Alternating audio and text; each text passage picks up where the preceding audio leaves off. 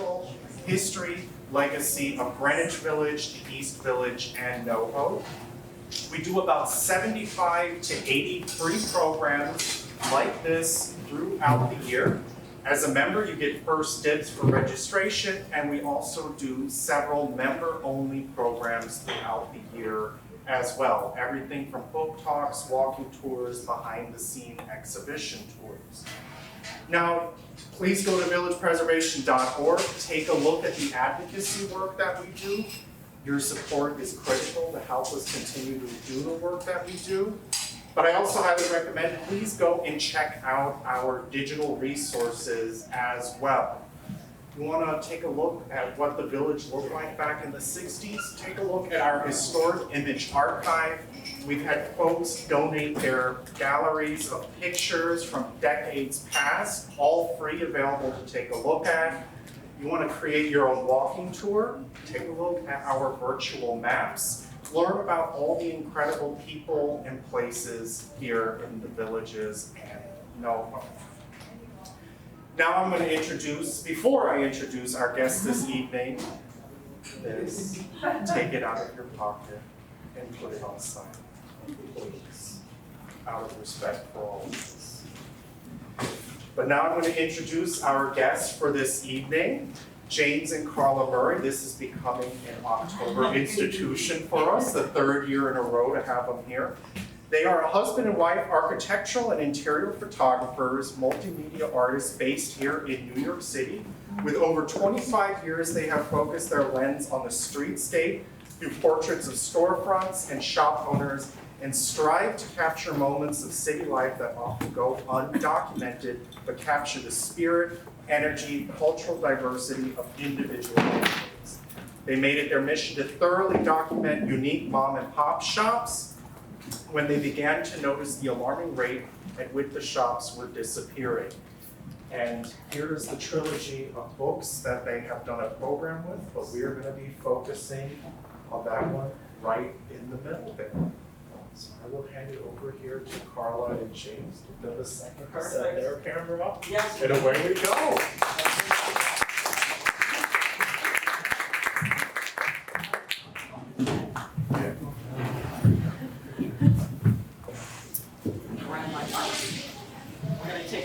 We're going to record this, so we're taking a little photo too.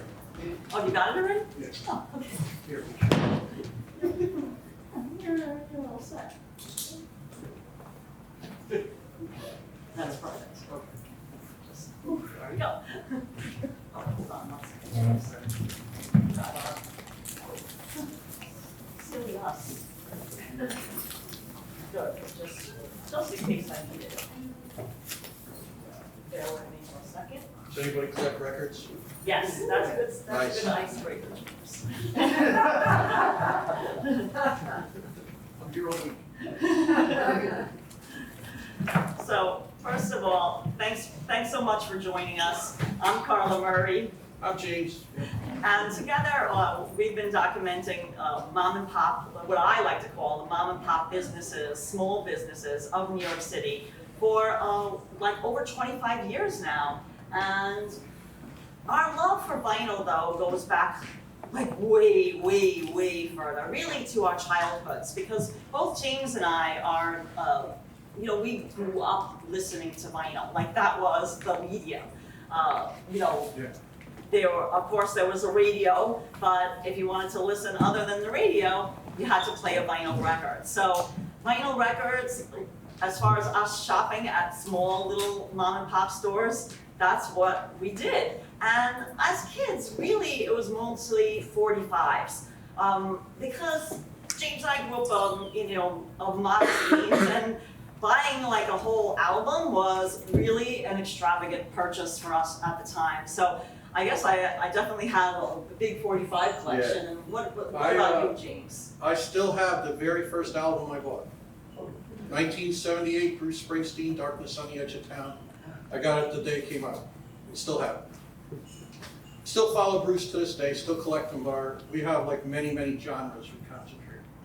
And although we witnessed firsthand that many vinyl record stores, like the little indie shops, closed like in the late 1990s and early 2000s, it was really like due to the ever increasing rents, plus coupled with the fact that vinyl just became like less popular as a medium. You know, that's CDs, and then of course, you know, streaming, you know, further like was. Before that, cassettes. Right, but I mean, it just was not the heyday for vinyl records, and a lot of shops struggled. We remember, and I don't know how many of you guys live in the neighborhood, but we used to go to Bleecker Bob's, Bleecker Street Records, Rebel. Second Coming. Second Coming. Let's see if we go back even further. Rocks in Your Head. You know, there was a lot of great shops that sadly, you know, closed, but. Sounds on St. Mark's. That's true, that too. I mean, you name it, there was so many more stores. But in recent years, there's been a resurgence of vinyl, and we were really happy to see that. Like, it just energized us, and we're like, okay, yes, vinyl is back, and it just lit us like a little, like, I guess a light bulb went off in our head that, okay, well, we've been documenting these small shops, but let's go like a step further and really like put our concentration, you know, and efforts into them. Because for us, you know, a vinyl record store, just like, well, we documented in our books, Yeah. Storefront NYC, which documents like all kinds of mom and pop stores in all 5 boroughs. But we have a book, Great Bars in New York City, that we were able to do a book talk last year with Village Preservation. So thanks again, GDSHP, for the support. And we concentrated for the first time not only for a singular focus of a type of store, in this case it was the bars, but we also included our interior photography, because in the past we just concentrated on photographing the storefront. So that's why the first book, Storefront NYC, it's just exterior photography of the facades, because we fell in love with the signage and just the windows displays, but we took it a step further. We went inside with the Great Bars project, because to us, bars, similar to vinyl record stores, they're not just a place to drink at, but they're a gathering spot. And vinyl record stores are definitely the same way. I mean, a lot of them to us, they act as like community centers, a place to, like a home away from home, a place to forget your worries. You know, could be at a bar that you forget your worries, but you also forget your worries about when you go into a vinyl record store and you're just concentrating on the music. So it was like really, we just said, let's just start documenting these, and not only the exterior as we had done in the past, but similar to the Great Bars, go inside and really showcase like which each one looks like inside, what they're about, like each one, whether they have a specialty. Does this one concentrate on a special type of music or a special type of record? Is it used records, new records, whatever the case may be, you'll find it inside our book. And we decided early on in the project, because we had done the Great Bars of New York City, yeah, you can go to the next slide. Oh, that's the wrong one. It's this There. way. You got it? Okay, perfect. That for our Great Bars of New York City book, the subtitle was 30 of Manhattan's favorite story drinking establishment. So because it was like the same size book, you know, similar to what we call trim size, which is like the dimensions, you know, height, width of the size of the book.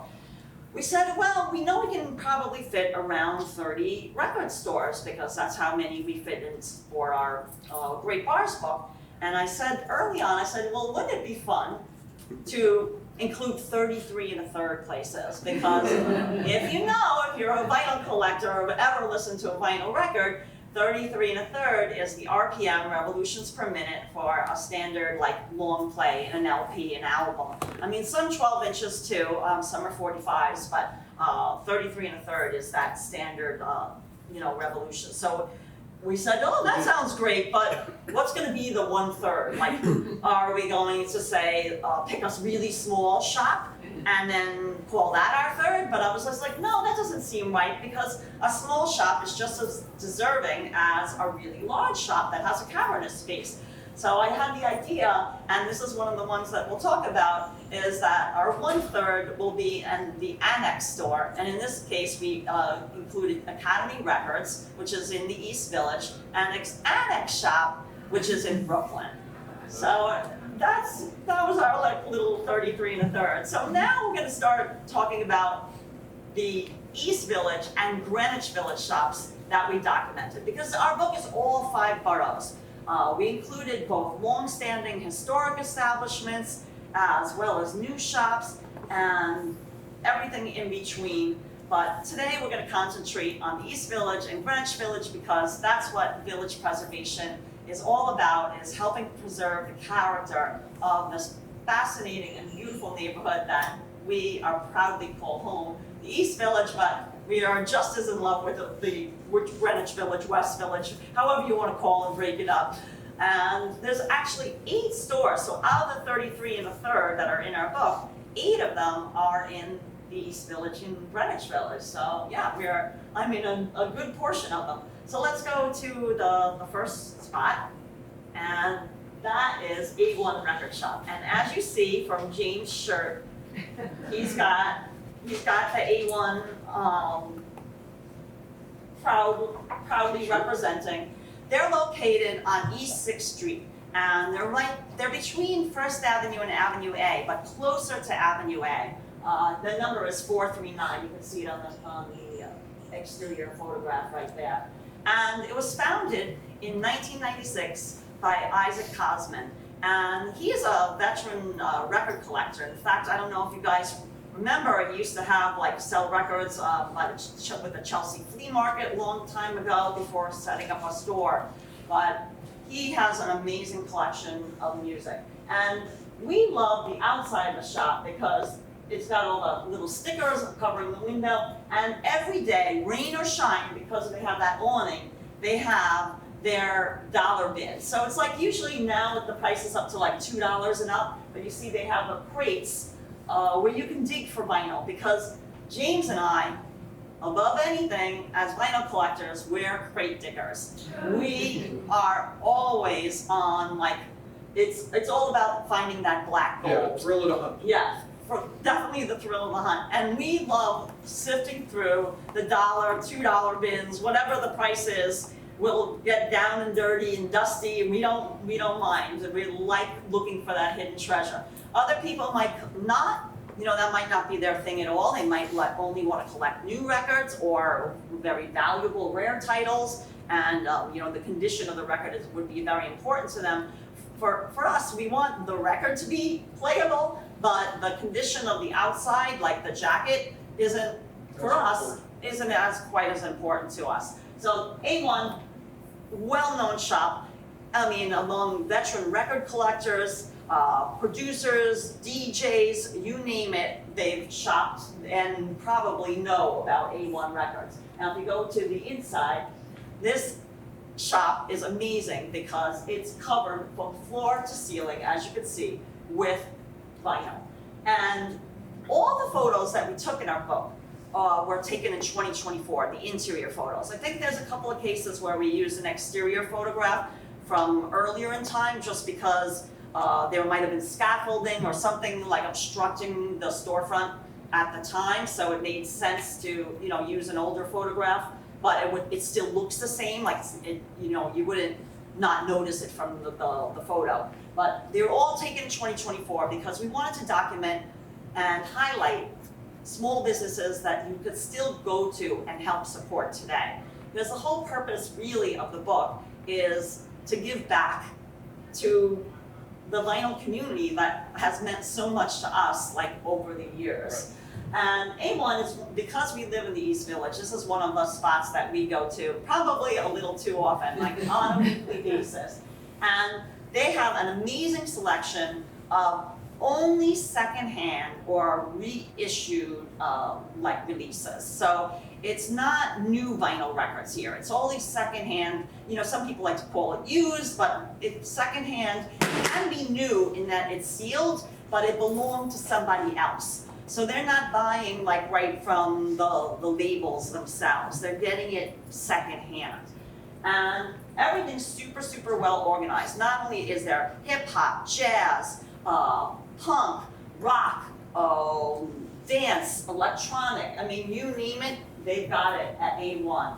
And super well organized. You can see all the handwritten like dividers, and they'll do it by artist, like alphabetically, and then genre, and also there'll be labels for like the, you know, like I think in the back they have you know, like a lot of the dance music, instead of just breaking it down into different categories, they'll say, okay, this is by King Street. right, nervous records or something like that. They'll just, you know, put it into the category of like, if you're really into that kind of music, you'll know like a certain label has a certain sound and, you know, different artists associated with them. But the store is super, super well organized and really great staff, very, very knowledgeable about music. And there's decks in the back, they're always playing music when you go in. And they have listening stations as well. There's one you can see, it's right there. And then there's another one, it's kind of cropped out of this, but it's another one over here and then two more over there. So there's plenty of listening stations so you can listen to the vinyl. They don't really like you to crowd up the listening stations listening to like the dollar bin stuff, but I mean the stuff that you find, you know, when you're paying only $1, like you take your chances and you're just like, okay, I mean, I guess it's good enough, and you know. You can tell. Yeah, if you know, you can, you know, hold it up and you look if it's, you know, good condition or not. But amazing, amazing, amazing shop, and we can't recommend, if you haven't been there, to go check it out. It's well worth the journey, and even if you're not like living in the East Village, to make the trek to Avenue A to check it out. So next door, now we're moving into Greenwich Village, and you see I'm representing the shirt. We have like a little tradition, James and I, when we're not actually buying something from the store that you know, we go to, whether it's a food place, we at least support them by buying a t-shirt. So yeah, I don't think any of the record stores can say that we haven't supported them by actually buying a vinyl record, but we went above and beyond and got to the shirts too. So I'm repping Generation Records. Now this is an amazing shop as well. And you might know it if you're especially into punk or hardcore, because that is what they're known for. It is, unbeknownst from the top of it, I guess it's kind of got cut off like the way the screen fits, but in our book is the whole Right. exterior photo. It just got cropped off in you know, for the purposes of this screen, but it's not like that in our book. It's the whole storefront.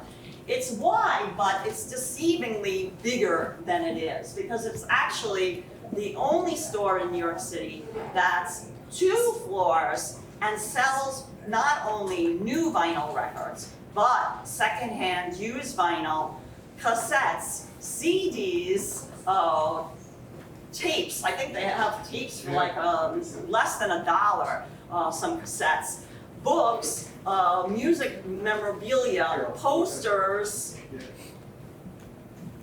t-shirts, pins, I mean, you name it, they've got it inside Generation Records. And it was founded by Chris Dunnigan, but the principal partner now is Mark Yoshitomi. And Mark Yoshitomi can be found most days at the store. In fact, in our book, we have more interior photos. We're just showing you today like a smattering of the photos. We're not showing you every single photo that's in the book. Each record store gets at least a couple of pages. But Mark Yoshitomi, there's a photo of him in the book as well. He was the bassist, former bassist for the Casualties and the Craze. So his love for vinyl record collecting and punk music in general goes way back to like his teenage years. And what a knowledgeable guy that has an amazing personal collection and helps like curate the store. I can tell you that when we went in there to take these photos in 2024, he had a Misfits album, and a photo of it in the book. Like along the walls is usually what we call like the Wall of Fame. Those are your rare or your hard to find, your pricier titles. They could be used and like secondhand, like not in a sealed, you know, plastic. but they could be played, but they're still usually in very, very, very good condition because they're gonna be expensive. And there was Misfits for $4,500 an album up on the wall. And when we went back like a few months later, it was gone. So somebody bought it. I mean, that's not, like you might say, oh my God, that's absurd, but it's not an absurd price for these very rare collectible titles. So you'll find them here. Now, don't get confused, this is not Bleecker Street Records. Bleecker Street Records closed, but in the community of vinyl record stores, they generally know, each other, and they all help support one another. When Bleecker Street Records closed, they took the overhanging sign that was hanging on Bleecker Street down, and they saved it, and they brought it over to Generation Records. So it always puts a smile on our face to see that, and just shows the love like that the community has for one another. So definitely go to Generation Records and check them out and tell Mark we said hi. Next slide, and again, these got weirdly cropped for whatever reason, I guess to fit in this landscape format, but the whole store is, if you want to show it, you can. Oh, sure. Yeah, you could find what page that's on. This is back in the East Village. Now, this to us is one of the hidden gems that I like to call it, of the East Village. And it's called Manhattan 45. And you wouldn't know, like walking down this side street, because it's on East 10th Street between 1st and 2nd Avenue, that it's even a vinyl record store, because it's a very subdued storefront. It's located in the ground floor of a tenement building, and you see Manhattan 45 just written on the door. But if you perk your ears up, you'll hear boom, boom, boom, like the thump of the bass coming from inside the store. It's the only store in New York City that sells only new vinyl dance electronic music. So electronic dance music is what you'll find in here. And what I mean by electronic dance music, if you're not familiar, there's different categories. Yeah, so that's the whole storefront. Within the electronic dance music, there's disco, there's house, there's jungle, drum and bass, but they all fall into the larger category of electronic dance music. And if you go to the next slide, it was founded in 2020 by Richard Guadagno. That's Richard right there in the back. And it's, can you see it? Sorry about that. Let me get out of the way. He curates the store and personally listens to, and you can see him there examining something that I guess had just came in. He has 2 turntables there in the back. He listens to it and he selects what's going to be in his shop. It's highly, highly organized, super neat and beautiful. I don't know if you can really tell, but in the book you can. There's vinyl dividers. They're like gray vinyl, and they're all labeled meticulously with a vintage Dymo label maker. Does anybody in the audience? Yeah, remember it's like a little gun? Yeah, It has a remember round what the wheel, Dymo? and Yeah. you set the letters. It would emboss onto a little strip of plastic the letter. So you would put the dial, kind of you dial a phone. Or if you're old enough to be like me and James, that we grew up and we actually had to use our fingers and dial to make a phone call. But you dial the letter and then you stamp it like a little gun. And kind of like a pricing gun, I guess you could say, if you work in a store. And then it would emboss onto this little strip of plastic whatever you were writing. And then on the back, you would peel off, and it was It's how sticker. JR Music used to do. Right. Richard told us that he used to go to J&R Music World. Now, if you guys, I don't know how many of you remember, but J&R Music World was down on Park Row, down by the foot of the Brooklyn Bridge. And that's how they organized their vinyl records. So he took that as a little wink and a nod from his time at J&R. He, shopping there, and he used that Dymo label maker to organize his shop. And what an amazing treasure trove of electronic They dance have a music. real cool way of operating a listening station with new vinyl. Right, because you know, guys, if you are into collecting vinyl or just like listening to vinyl, when you go into a vinyl record store and it's new vinyl, it's always sealed in shrink wrap. I mean, just like, you know, we're gonna have books for sale at the event, and they're like, when they come from the publisher, they're sealed in shrink wrap too. Like, we took the shrink wrap off of that. You know, it's so it stays like nice. And then it doesn't get damaged in shipping and everything like that. It keeps it nicer that way. But the problem is that a new vinyl record, you can't listen to it because you can't just open it up and say, I'm gonna listen to it on the turntable. If you open it, then, you know, you bought it, you know, essentially. You know, it's like you go into, you know, an antique shop, and if you're like James with his big backpack, I have to tell him, oh, watch out, you know, we're gonna buy half the store where every time you spin around, you're gonna knock down half of the items in here. But it's the same way with the vinyl record. It's sealed in plastic, so you can't listen to it. So Richard came up with an ingenious, I thought, solution, is that you get a prepaid, like you buy a prepaid gift card. So like, you know, let's say it's $25, you put it on a gift card. And then you can use it towards the purchase of a vinyl record at the store, but that enables you to listen to the vinyl at the shop. So even if you don't get anything that day, you can come back and use it another day. You kind of put your card in a little slot. Right, so and you it can, makes the turntable work. right, so I thought it was like a really cool way of like, you know, some people say, oh, well, like, why do you have to pay to listen to the vinyl? Well, it's new vinyl. So, I mean, I think it's actually a really, really cool thing, but maybe people are, you know, misunderstanding it at all. But, you know, that's why I wanted to kind of explain to what he's got going there. But those two turntables in the back, not where he's standing, but to, you know, the left are the listening station turntables. So an amazing store, and Richard's super, super, super nice, and always happy to explain like what's playing, you know, in the store. We always tell people, if you're gonna go into a vinyl record store, don't go with your headphones on. Like, or if you wanna leave them on, fine, just, you know, turn down the volume or turn it off so you can hear what's going, you know, playing in the store, because they're always playing music.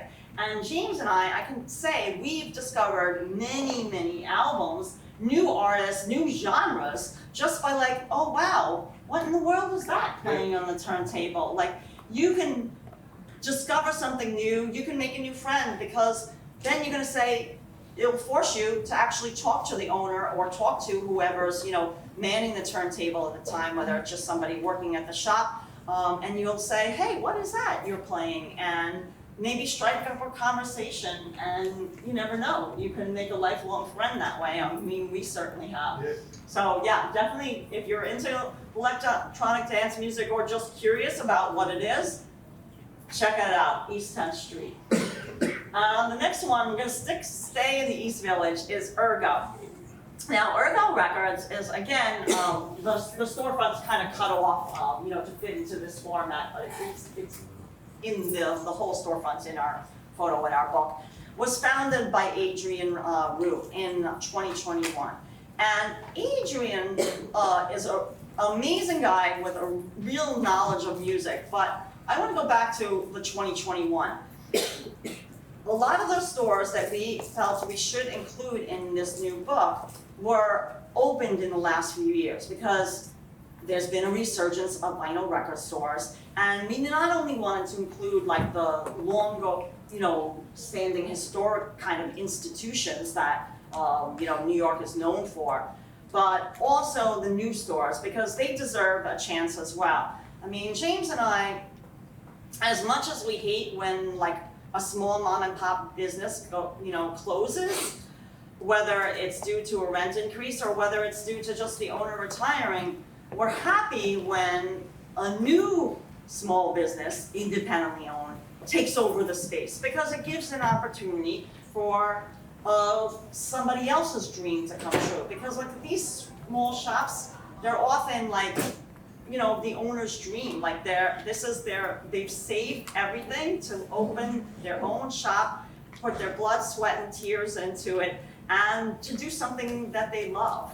And, you know, that's certainly the way with Adrian. Adrian actually worked at A1 Record Shop before opening his own store during the pandemic. He felt there was this need, this void, and just took a chance, found this lovely storefront, and it's on East 3rd Street. And if you know this block is like a huge musical, you know, I can't even stress, like I'm choke up thinking about it, because, I mean, it's East 2nd Street, sorry, not East 3rd. Thank you, James. I rarely make a mistake, but must be thinking of something else. It's 30 something, I think the number is, there's a 3, I think it's 32, it doesn't matter, you don't have to look it up. 32 East 2nd. There's the 3. Right off 2nd Avenue. Right, it's between 2nd and 3rd Avenue, but closer to 2nd. It has a huge musical background because just down the street is a lovely garden called Albert's Garden. It's a community garden, and it's where photographer Roberta Bailey photographed the Ramones standing against a brick wall inside the garden that was used as the cover photo for the Ramones. Your first one. Yeah, their first album. And not only that, the Ramones often hung out down the street because their producer, Yeah, it was upstairs. lived down the block. So, huge musical reference. So we were so happy when Adrian found this space because we're like, oh wow, it has this association with Ramones. He didn't even realize, you know, he's not from New York City. Yeah, he's so, younger. Yeah. So we have to tell them, oh yeah, you have to get that album and sell it. It's, you know, the cover was just down the street. So this, again, is a store that sells a wide array of music. Not only, mostly used vinyl, you know, secondhand vinyl, but also some reissues and new releases, especially in Adrian's love, which is kind of like, what would you say? Experimental music. Yeah, experimental music. Noise-core. Yeah, really, it's very interesting. You know, we've gotten turned on to many new, you know, in the experimental genre, things that we had never heard of before through Adrian. Again, if you go to the next slide. Oh, Yeah. tell your Oh, little yeah, story. that's Macaulay Culkin's Disco Ball. Yeah. He used to live in Any fans, you can go right. there. He used to live in the neighborhood, and where he lived was having an estate sale, and they were selling it, and Adrian bought it. So Yeah. go to the No, I next. know.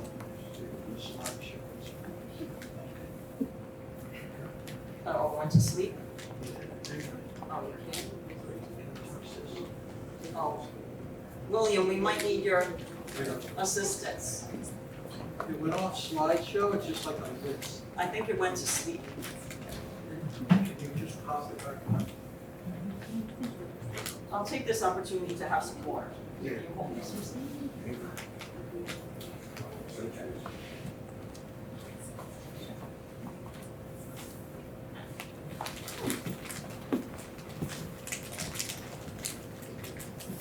No worries if we don't Round solve of it. applause for William. Aw. You had to get that up there. Yeah, that's it. That's William's dog. We have a doggy too. His name is Hudson, but he's working on his pizza novel right now, so we couldn't attend. Oh yeah, that's exactly where we need to be. That's where we need to go.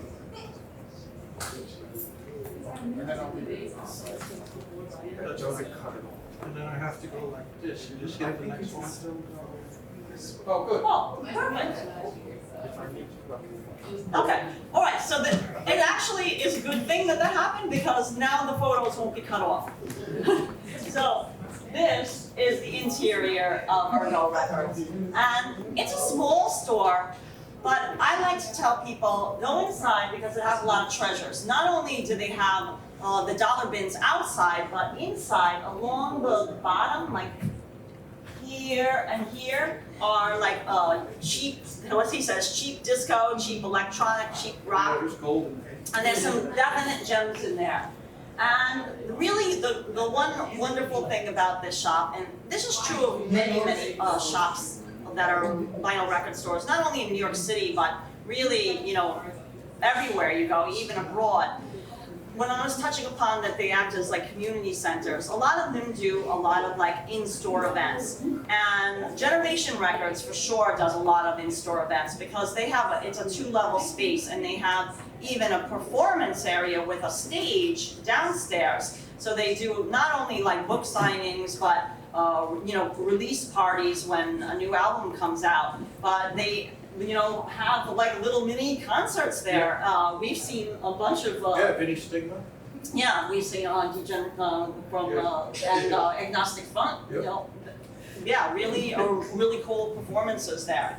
But Adrian, uniquely because he has a small space, he has there's the bins there that are the crates, the milk crates that aren't Those shelves, they're on wheels. they're not on wheels, but the center aisle is all on wheels. So what he does is for in-store performances, and he's had different artists come by and do live performances, he pushes it out of the way so that way there'll be more space in the store.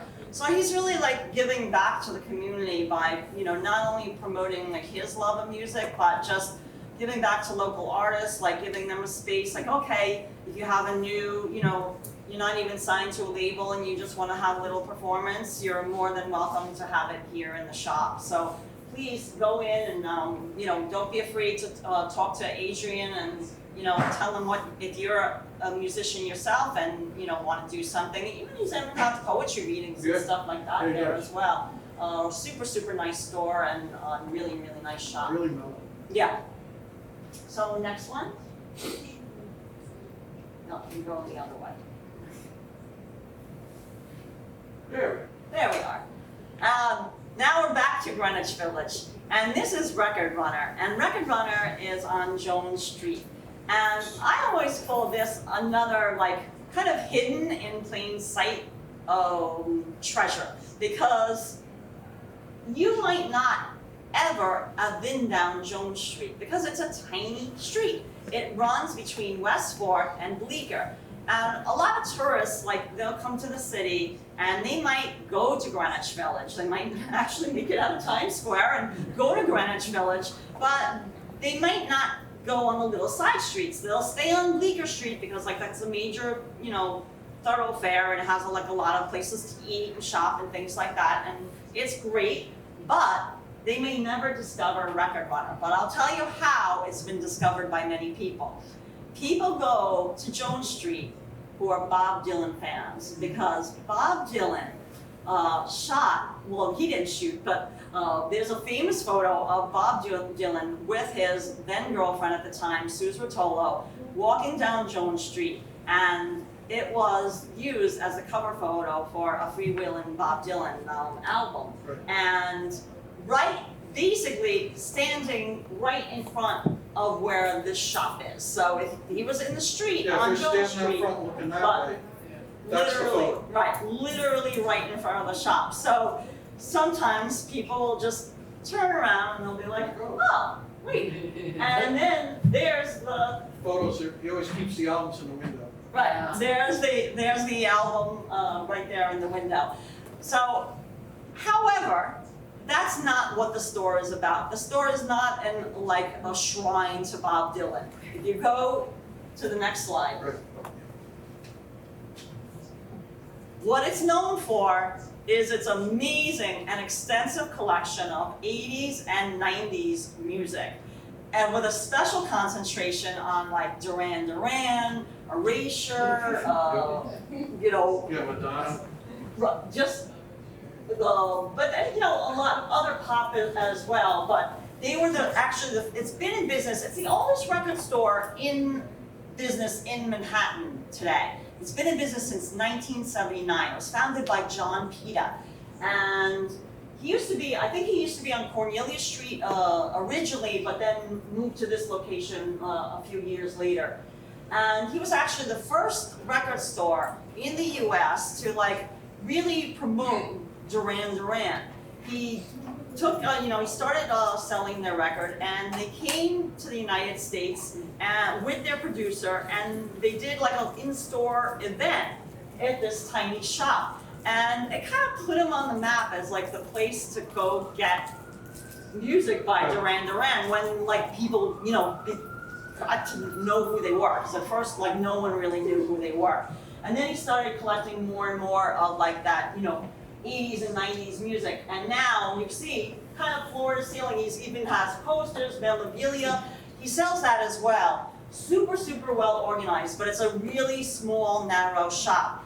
And when we spoke to John, we said, how are things going? Like this was, probably about a dozen years ago, like 12 years ago. We're like, oh, how things are going? The bunch of the record stores on Bleecker Street nearby have closed down.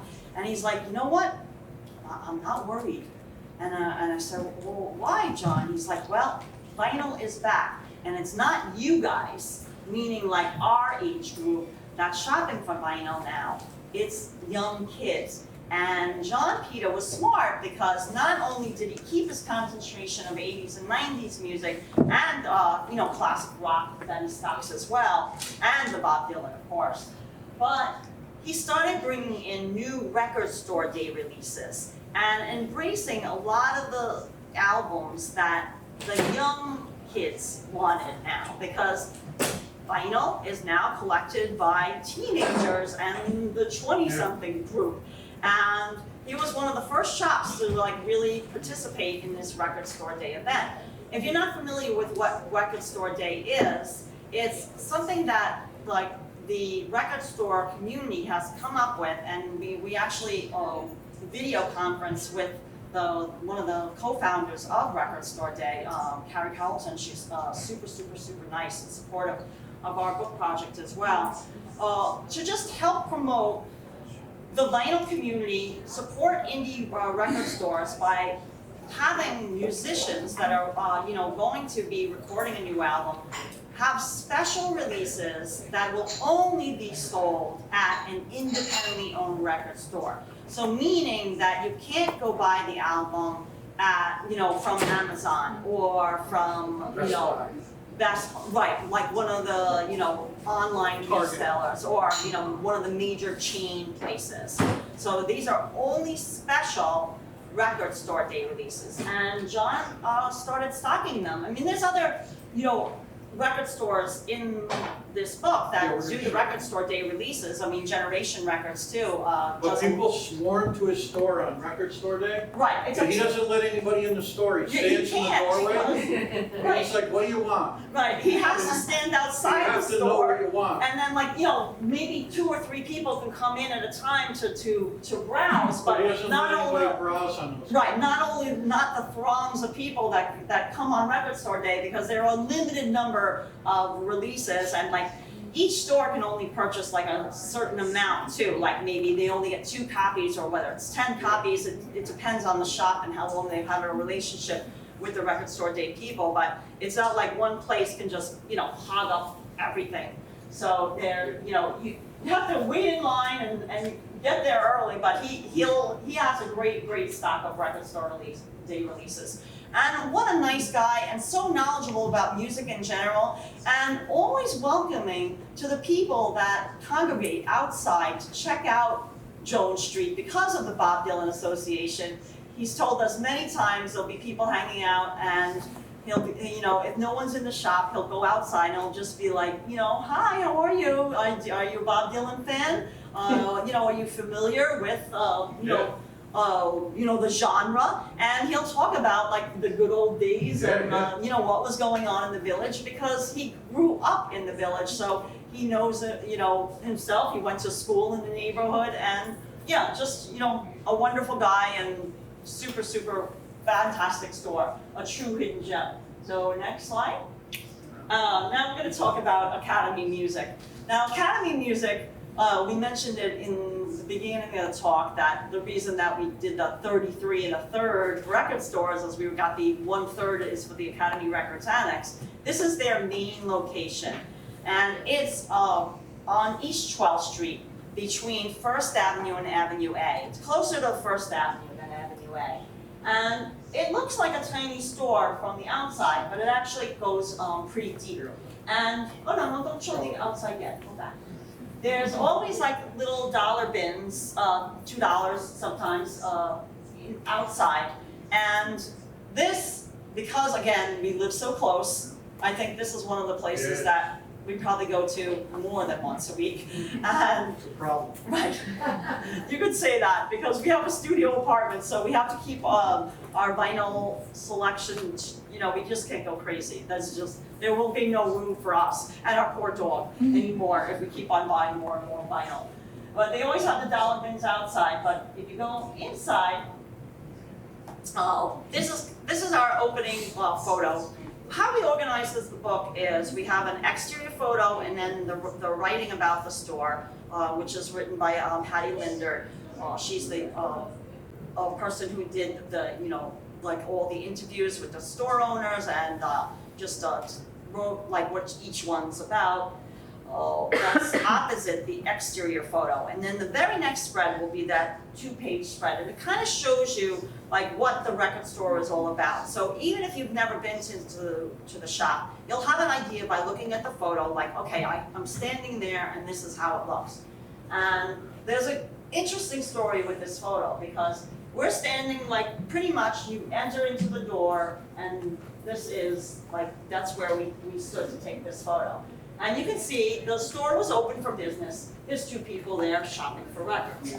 But because we couldn't see their faces, we didn't have to ask them permission to take their photo because they're not recognizable. If somebody's recognizable, we have to ask permission, you know, and explain. But in this case, you couldn't see who they were. I mean, we ended up speaking to both of them afterwards, but you know, just in case you're, you know, curious of how it works when you go inside a place, you can't just take a photo. First of all, you should always ask permission.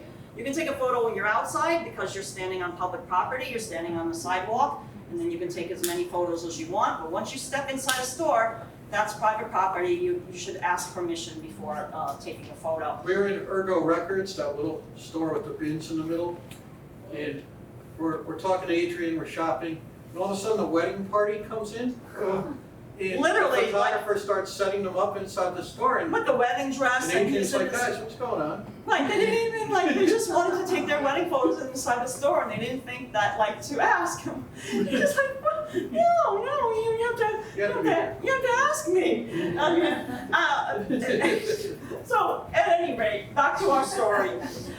We're standing there in the doorway, we're getting this overview shot.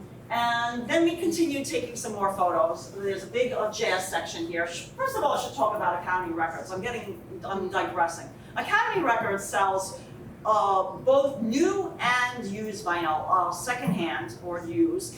I would say probably, what would you say? Maybe 60-40 or something like that. 70-30? Yeah. 70 used, 30 new? Something like that. You know, a good amount of new, but a good amount of used as well. In a lot of different genres. They have an amazing jazz section, which is on the wall that you can't see in this photo, but it's in our book. You know, a lot of Blue Note recordings. But they also have rock, electronic, dance, good hip hop section. Everything's super well organized. And again, these are the walls of fame. So what you see, like there, behind the register, a lot of 45s. They have a great 45 selection as well. It's a little bit of everything at this shop. So we're standing there, and we took this photo, and then we went and took a photo of the jazz wall, and I think we took a little photo in the back, in that little corner over there. And then we started moving into the shop, because there's the listening station back there. We wanted to take a photo by the listening station. And as you see, there's a guy in a black hoodie and a black down vest. And as we made our way in the store and we're taking more photos, he was at the listening station. And so we approached the listening station. Sure. Yes, showed him the photo. And we're like, oh my God, it's Large Professor. Now, Large Professor, if you're not into hip hop, you might not know, but he's not only a DJ, but he's also a producer. He worked with Nas for Illmatic, and we recognized him immediately, and we were blown away. We're like, oh my God! I'm like, wow, we'd love to listen to James. that would be amazing to get a photo of him. He was listening, to his vinyl that he had selected. And I waited for him to finish, and then I tapped him, and he took off his headphones. He's like, "Oh, I know you guys. You're James and Karla. I'm trying to follow you on Instagram." And we're like, "Oh my God!" We felt so, excited and honored that he recognized us. And we told him what we were doing, that we were working on this project of documenting the vinyl record stores for an upcoming book, and this was actually the very first store that we photographed. Again, we lived nearby, so that's why we probably chose it first, because it was, just a short walk from our apartment. But we said we would be honored if we could take your photo and include it in our book. And he's like, absolutely. He's like, what do you need me to do? And I was like, you don't need to do anything. Just continue doing what you're doing. You have another record that you want to listen to at the listening station. And if you could just not move for a second while we take the photo. He obliged, and that's it. We did one photo, done. And we left him alone, and we moved on. And that kind of put the like a little light bulb in our head that, okay, maybe we can get some other artists and be lucky enough, and to include little artist profiles in the book. So that's they're what. scattered throughout the book. So there are some artist profiles as well, and there's one about Large Professor. And that's just another thing that I always like to tell people. You never know who you're going to meet when you walk into a vinyl record store. I mean, I touched upon that with A1 Records, that a lot of famous musicians go there. I mean, Questlove, he was just in there the other day. He happened to buy 5 of our books. He said that because they're selling them as well. He's going to give them to friends as gifts. But RZA, Neil Young, I ran into. yes, Deep, you name it. But also at Academy Records too. A lot of famous musicians. Large Professors also shops at A1 as well. I mean, as well as some other shops in our book as too, in Brooklyn and beyond. But we always encourage you to keep your eyes open, because you never know, you might meet somebody. I mean, we're always we're the quintessential village people.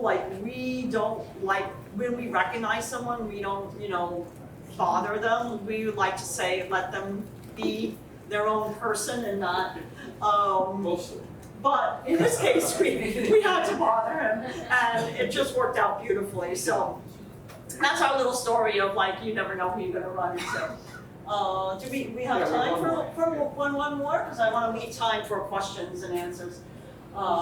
This is Village Revival Records, and this is another lovely gem of a store, 197 Bleecker Street. It's right near Thompson, and then 6th Avenue would be the other, the cross streets on Bleecker Street. Puerto Rico coffee. Right next door to Puerto Rico Coffee, which is included in our storefront NYC book. Lovely mom and pop coffee shop. If you've never gone there, amazing coffee and tea. They roast it.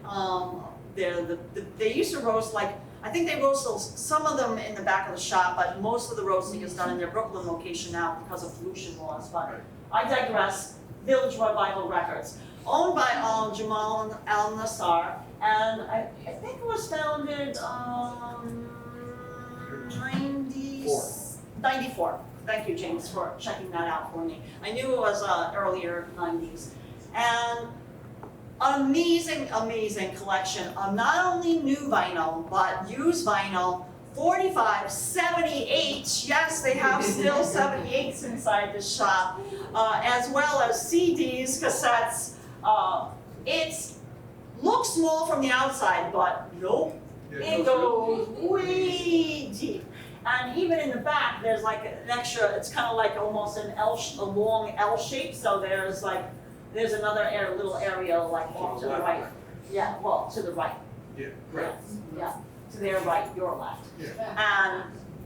And Jamal, again, super knowledgeable about music. He's an immigrant. He came here to the United States, and he taught himself not only the language but also everything about music. you know, he himself is a huge Rolling Stone collector. And I want to tell you, if you go inside the shop, don't be afraid to ask Jamal to see his personal vault. Because back behind the register, he has a little room where he keeps some of his like personal collection, and sometimes he's willing to sell some of them, but he has some real great treasures. And don't be thrown off by the like kind of seemingly disorganization, because everything is super well organized, but there's always like lots of boxes around and stuff, because he's constantly getting in, not only buying people's used vinyl collections, but new vinyls and records as well. And he's another person that participates heavily in the record store day event. I mean, I would say out of all the record stores in New York City, I think he's probably the one that like, where no matter what kind of vinyl like music you like to listen to, you're gonna find the record store day release at his store, because he orders at least one of everything, whether it's jazz, hip hop, punk, rock, you know, country. I mean, you name it, he's got it at his shop. And again, a place where unlikely there's a lot of, you would say, oh, you know, who shops in there? Probably nobody famous. Au contraire, a lot of famous people have shopped in there, and then he's personally become friends with, including Lana Del Rey, who was a student at the time, so she was undiscovered, and she came into the shop and they became quick friends. And if you go inside, go to the back by the register, look down below, there's her signed 2012 album is signed for Jamal with love, you know, something, you know, love, keeping it real or something like that, it says. But Bella Hadid, he's befriended shopping there. And we met, actually, the producer for Blondie, you know, Chris Stein and Debbie Harry's producer, Steve Rosenthal. Steve Rosenthal there. We were actually buying for Record Store Day 45. 7-inch of Blondie Sunday Girl. Right, The and release. we had just bought it, and we were outside talking to Jamal, and we said, oh, you know, thank you, because we had gotten the last copy. And Steve Rosenthal walks up, and he sees it in her hand, and he's like, oh, I want to get that. And Jamal's like, sorry, I don't have any more. And he's like, I don't even have this. We didn't. And so we started this a nice conversation with him. And It's like gatefold packaging. They do like really nice stuff for record store day. yeah, it's like, you know, I mean, it's a little bit pricier than your regular releases, but they are limited edition. So if you're into collecting, they're great. I mean, for us, we devalue everything that we buy because we open it right away. So when there is a record store day release, or like we bought a secondhand vinyl that's sealed, because we do collect particular artists, we immediately devalue it because we open it and we listen to it. That's us. I mean, some collectors, they buy 2 copies, one to listen to, one to keep sealed. Or framed, and they put it up on their wall. I mean, that's just not us. And to each his own. We like to listen to it, and you know, we realize that it's not worth as much then. But that's not what's important to us. We do it for our enjoyment. So yeah, guys, I'm gonna leave. I'm gonna open up to some questions. But before I do, first I want to thank. Village Alliance, GDSHP, for this opportunity to be able to speak to you tonight about our Vinyl NYC book. And I want to encourage you guys to all go out to your local vinyl record store and help support them, because the very reason we put this book together is we wanted to give back to the vinyl community that meant so much to us over the years, but also kind of raise awareness of their importance, because you can't always assume that they're going to be around forever. They all need your support, even ones that you think are doing really, really well. You know, like we included Rough Trade in here, and yeah, they're in Rockefeller Center. You know, like they must be doing okay. They must pay a fortune in rent, but don't always assume that they, you know, that they're making a profit margin. I mean, I know for sure that Jamal has suffered a lot. He had a leak in his store. You could see there was even, you could see kind of like, there was, somebody had left their water on in an apartment above, and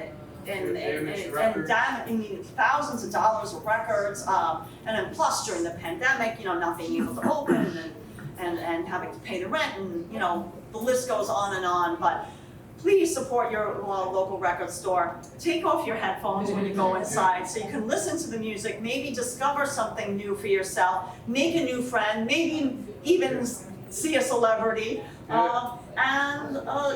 Just get out from behind your computer and embrace physical media. Exactly. Books we love, obviously, we love records, we do film cameras still. We have typewriters. Yeah, I got my turntable. We're all analog for sure. So as much as we love digital, we're analog at heart. So yeah, guys, thank you so much.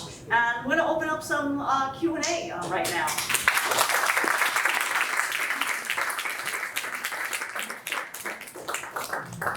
So does anybody have any questions? Feel free, or want to share something? When is Record Store Day?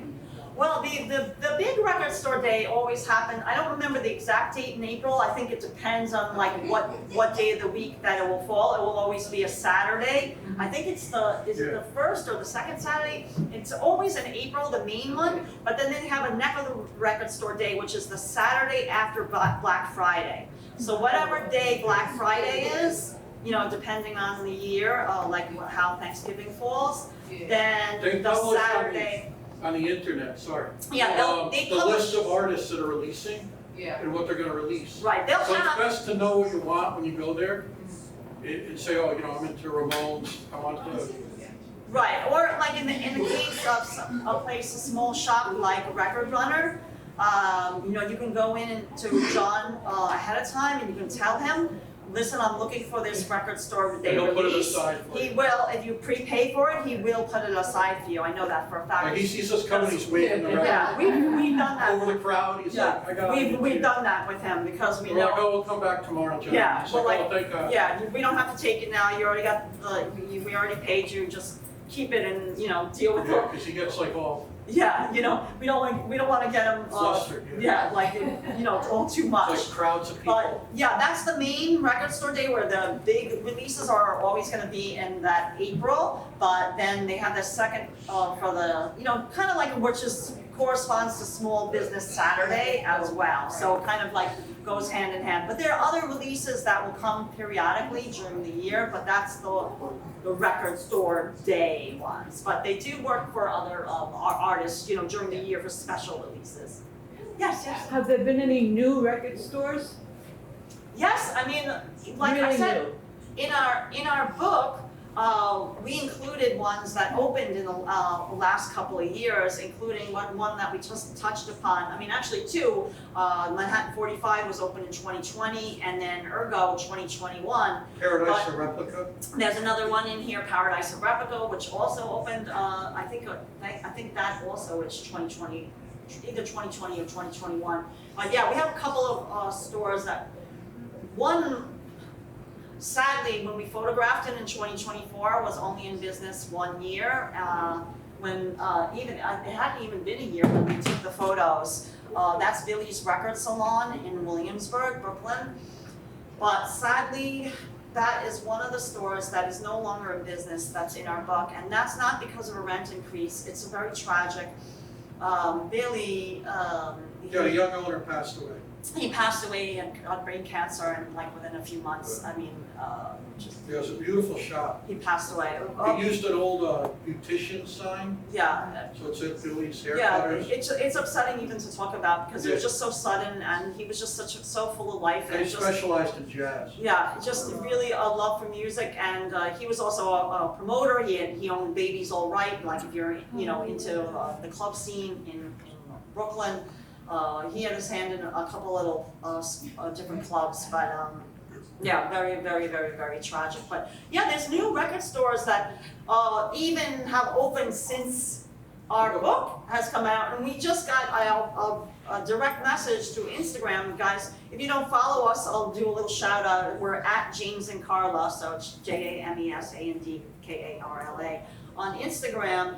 We always put up, especially like anything new that comes out. We got a message that a new vinyl record store is going to be opening in Brooklyn, and they're still working on it, but we hope to go there and showcase it, even go there even before it officially opens to the public, and we're going to just help them get the word out as well. So we're always happy to do that. I mean, really our books and our social media is our way of just giving back, you know, to the community and to the mom and pop stores, which make each neighborhood, especially, you know, our love for East Village and Greenwich Village, but really every neighborhood in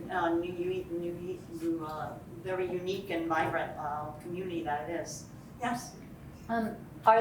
Is your book available at all of the record stores that you feature? No. I mean, there a lot of the stores like Record Runner, they simply don't have room for books. A1 Record Shop is stocking our book, but a lot of the record stores they need all their space for records. Rough Trade has it. We actually we had a book signing there, so there might be some signed copies still available there. Well, I'm not really sure, they might have sold out. A1 Record Shop, we also had a book signing there. And Ergo has a couple. Yeah, I think Ergo might have a couple. But yeah, you know, I mean, I would love for them to have the book, but that's to us irrelevant. Like, really, it's our way of giving back to them. If they want to copy it, they want to grab some copies and sell it, we'll be happy to sign them. But it's not necessary. We're not pushing that upon them because we realize that space is at a premium in their shops, and even, you know, carrying a book is, you know, takes space. People don't come in looking for books, really. Right, they're looking for vinyl records. So, you know, like I said, it all works out. They have the space and they want to. They can. Those ones I know for sure. Greenwich Village bookstore, you can always find it. Yeah, a lot of those small little independent bookstores sell our books. I mean, we always try to tell people, you know, we understand, and when it comes to vinyl music too, if you have to shop online, you know, sometimes it's difficult, especially, you know, if you can't walk very far or you know, have access to public transportation to get to a shop. But we always like to tell people, especially with music stores, to try to go in there, because then it gives you a chance to listen to the music that's being played there, and you might discover something new. Yes? Well, I'd love to hear both of your theories as for, like, why do you think there's a resurgence in vinyl for the younger generation?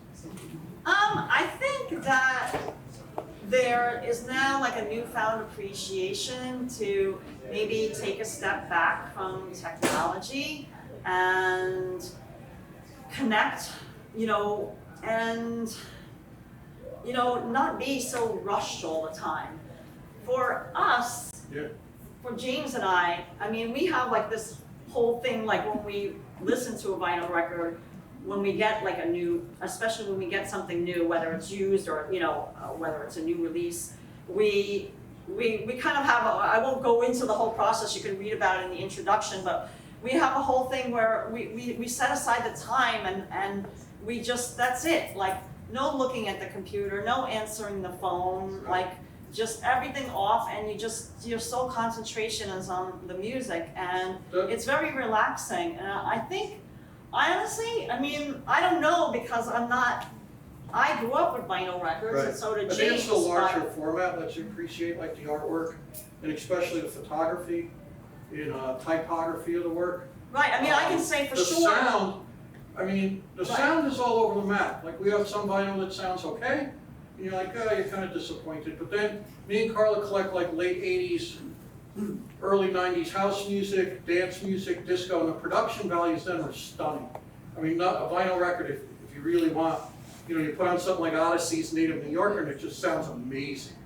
I mean, just really different than any CD you have, like it could be on a compilation or anything like that. So the sound is hit or miss.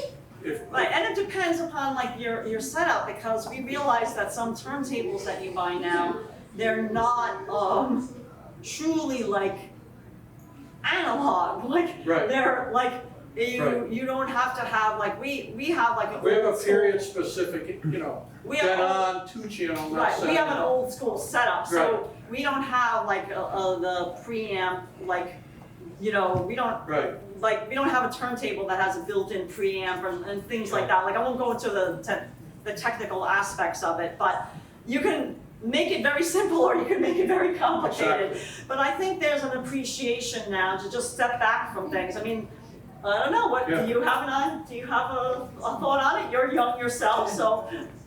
Well, 16, so junior year of high school, and yeah, I grew up with it, sort of.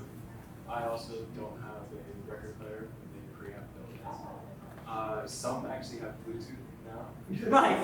which, yeah, I always had a love for it, thanks to my father, which is probably around your age. And then, so I could say, to give back thanks to your generation, but also I agree with the arts, the photography, the sound system, the also just general cool factor. Right. It's something you can hold in your hand. It has a physical presence, and it's something. I mean, James and I can say that we have truly purchased some vinyl solely based on the artwork yeah, that's right. on the album. I mean, that's generally me. I'll be like, "Ooh, what Oh, is this is that?" pretty. And then I turn it over. No, or it's just like a really cool font or Yeah, something yeah. like that. Because James and I are really into looking at fonts. Typography is very big for us. But I think it's just that Yeah. it's great to hear that Buy what you like. that your father inspired you to listen, because that's what we hope. I mean, as much as we like to say, oh, it's great that people like James and I are still shopping at vinyl record Right. stores. It's all the young generation. Like, that's what we have to rely on, because then they in turn can teach and pass it to their kids, the love for vinyl and the appreciation for vinyl, because really a record can last Right. forever, If you really, take care of it. if you take care of It it. does wear down, but, Yeah, right, depending on how I much mean, you I still play have it. my 78, Yeah, you- Springsteen, so. and it it has a couple of pops here and there, but That's, it still sounds pretty good, for what it is. yeah. So, Yeah, I was going to ask if there's any record stores that closed down recently you wish you got to the book. that Oh, was. Sure. Ones that closed down recently you actually didn't get to the book. You wish Oh you yeah, got to. there's a lot of vinyl record stores that didn't make it into book. In fact, it's kind of funny that you asked that, Before because the book. right. So it's, that closed before the book came out. Just the one tragically, and sadly there is one more record store that you can't visit today, but we hope that they're going to be open, which is Moody's in the Bronx. And Moody's is a treasure trove. I mean, we don't have the slide up here because we, being that this is village preservation, we tried to keep the slideshow, in line with Greenwich Village and East Village, is what village preservation is all about. But we do have all 5 boroughs. Moody's, sadly, their lease ended and they're looking for a new space. White Plains Road, we hope. But we wish we But- could have put Bleecker Bob's in there. Yeah, there's many record stores that we Bleecker Street photographed Records. the outside of, but like maybe we have some interior photos, but not really like the way we organized it here. But I mean, it's a celebration really of the ones that are still in business, aside from like the 2 tragically that, like the one, who could have ever thought, I mean, I never thought that Moody's would be closing down soon, because when we were in there, Peter Gale, the longtime manager, Earl Moody passed away, he's the founder of the store. The longtime manager, Peter Gale, told us, and listen, I on Earl Moody's deathbed, I promised him that I would keep this store going, as long as I could. It's one narrow aisle, So and you have to walk we sideways thought kind for, we thought for sure of, that it would so you still be don't there. knock anything over. Yeah, it's a true, I mean, I don't know how I mean, when, yeah, it's reggae stuff and Yeah. hip hop stuff. that- you'll see the photo, if you look through the book, you'll see the photos of it. It's a true treasure trove, so I hope that it reopens. But yeah, we really wanted to celebrate the stores that were still in business. Like, it's not a book that's melancholy. it's not like, oh, boo-hoo, we Right. lost this, and, you know, what can we do? No, it's a celebration of the stores that are in business, well, as of 2024, when we took the photos, and encourage people to go out and shop at your vinyl record store, because then they can stay in business for the next generation, and for your next 16-year-old kid that Yeah. discovering vinyl music for the first time. Because they too could be standing next to you, you know, while you're in a vinyl record store. You, like I said, you never know. Could be a kid discovering vinyl for the first time, could be a legendary producer. Anybody else? Yeah. Do you have books for sale here? Yes, we're gonna be selling books, well, actually, probably should get started, because I know that I think they have to close the doors at 7:30, but, thank you so much, and yes, we're gonna have copies for sale. They're $45, that's the, you know, the list price for the book, and I think we brought maybe a copy of our storefront, NYC, and our Great Yeah. Bars of New York City book as well. Oh, one more question, sure. Are there any stores that you found idiosyncratic, like they're just into Broadway show music or comedy Oh, sure. albums or film music? Oh, definitely, I mean, I can tell you that. Jazz records? Well, we mentioned it, maybe you weren't here for that part of the slideshow, but we talked about Manhattan 45 on East 10th Street, which sells only new vinyl record in the electronic dance music category. So there's a lot of stores that have opened up with a very niche market.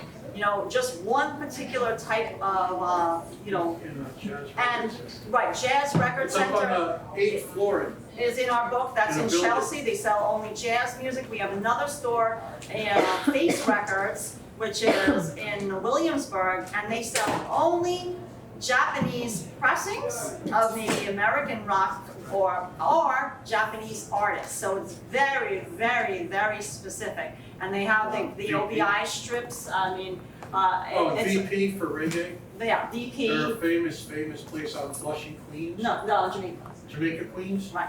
And, Yeah, so that, yes, definitely we have the niche record stores.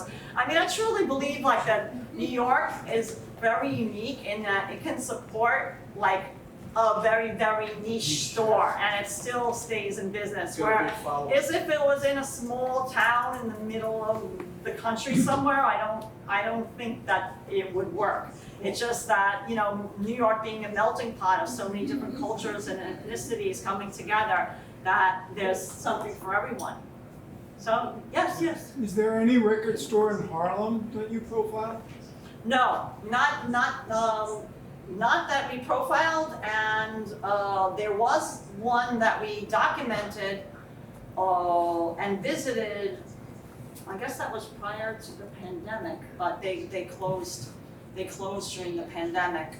No, there was a lot in Harlem, but I'm not aware of any, that's why I was curious. I don't know any record stores in Harlem right now. I mean, if anybody in the chat knows, but I haven't heard of one. When we were doing the research extensively, we even spoke to other people at record stores because it is a very small community. We asked them, oh, did we miss any? Like, are we, you know, did we not visit them? I mean, because there are we have one in stores. Staten Island. We photographed a lot more stores than we could fit in the book. You know, we had to narrow it down because we had a certain page count, and there are definitely noteworthy stores in all 5 boroughs for you to visit. But we have one in Staten Island, and I can tell you, there's only one record store in Staten Island. It's in our book. And so the only one and the last one, the last of the Mohicans left there. But it doesn't mean that there won't be a new one that can open tomorrow, and that's what's exciting about it. Well, let's give James and Karla a hand.